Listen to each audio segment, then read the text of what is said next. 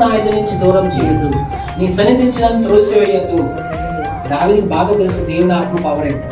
దేవుని ఆత్మ సామాన్యమైనది కాదు. దేవుని ఆత్మ మనతో ఉంటే వివేకం, జ్ఞానము, తెలివి, బుద్ధి, ఏది చెయ్యాలి ఏది చేయకూడదు చెప్తుంది. ప్రజలు ఎలా మాట్లాడుతుందంటే మన ఆంతర్యం నుంచే మాట్లాడుతుంది. కాబట్టి మన దేవుని బిడ్డలు మనం ఈరోజు ఏం చేస్తున్నాము అంటే దేవునితో మనం ఎలాగా కనెక్ట్ అవ్వాలి, దేవునితో ఎలా మనం కలాలి. దేవుడు ప్రభుత్వ కలిసేవాడు, ప్రభుత్వ ఏక ఆత్మై ఉన్నాడు. మనం ఎప్పుడు కూడా ప్రభుత్వం ఏమైపోవాలి, ఏకాత్మ అయిపోవాలి. ఇది ఏకాత్మ అయిపోయి ఉండాలి అంటే ఈ 5 విషయాలు మనం మానక చేయాలి. ప్రజలు ఒకరు చేయడం మానకూడదు, అవి ప్రతిరోజు చేయాలి. ప్రజలు అవి మీకు తెలుసు కదా. ఒకటి మనసు మార్చుకుని ఉండాలి, 2ది గొప్ప విశ్వాసం కలిగి ఉండాలి, 3ది గొప్ప ప్రార్థన జీవితం ఉండాలి, 5 బైబిల్ రోజు చదవాలి, మీకు అర్థం మీద చదవాలి, దేవుడు మీకు ఉపయోగిస్తారు. 5వది స్తుతి చేయాలి.